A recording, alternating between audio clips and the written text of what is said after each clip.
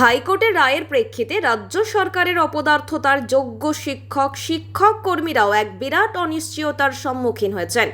তাদের পুনর্বহাল করার দাবিতে ও দুর্নীতিতে যুক্ত সকলের শাস্তির দাবিতে এদিন পিডব্লিউডি মোড়ে জমায়েত করে ডিআই অফিসের বিক্ষোভ কর্মসূচি পালন করা হয় যৌথভাবে।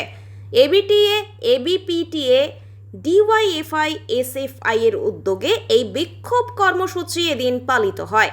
এই বিষয়ে নিখিলবঙ্গ প্রাথমিক শিক্ষক সমিতির জেলা সম্পাদক বিপ্লব ঝা বলেন, এই ধরনের দুর্নীতির ফলে অনেক স্বচ্ছ শিক্ষকরাও আজ অনিশ্চয়তার মধ্যে জীবনযাপন করছেন।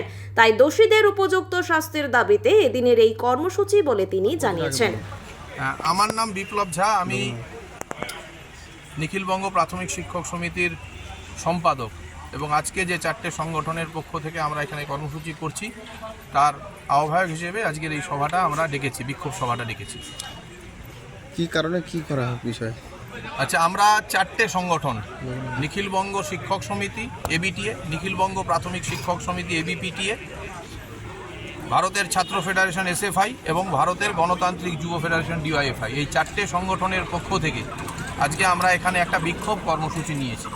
গতকাল মহামান্য আদালত একটা রায় দিয়েছেন, ঐতিহাসিক রায়, যে রায়ের ফলে আমাদের রাজ্যের মাধ্যমিক স্তরের ক্লাস 9, 10, 11, 12 সহ গ্রুপ সি, গ্রুপ ডির প্রায় 25,753 জনের মতন শিক্ষক এবং শিক্ষাকর্মী যাদের চাকরি থেকে যাদের হচ্ছে গোটা প্যানেলটাই বাতিল করে দেওয়া হয়েছে।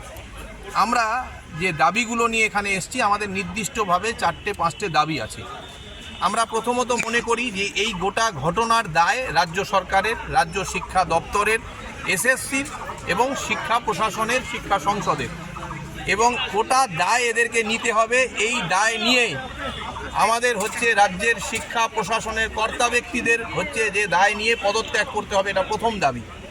এবং যেভাবে অন্যায়ভাবে এক্সট্রা পোস্ট তৈরি করে কিছু পরীক্ষার্থীকে বাড়তি সুবিধা পাইয়ে দেওয়ার জন্য কিছু লোকজনকে নিয়োগ করা হয়েছিল এবং যেটা হাইকোর্ট পরিষ্কারভাবে বলেছে অন্যায়, এবং আমরাও এই দাবি ইতিপূর্বে অনেকবার রেখেছিলাম যে অন্যায় ঘটনার কথা, এবং তাদের বিরুদ্ধেও রায় দিয়েছেন। এই পোস্ট আমাদের রাজ্যের যে ক্যাবিনেট, যে সরকারের যে ক্যাবিনেট, সেই ক্যাবিনেটে সিদ্ধান্ত হয়েছিল যে এই পোস্টগুলো তৈরি করার জন্য। এই ক্যাবিনেটের মাথা হচ্ছেন মুখ্যমন্ত্রী, তার শিক্ষামন্ত্রী, তার ক্যাবিনেটের মন্ত্রীরা।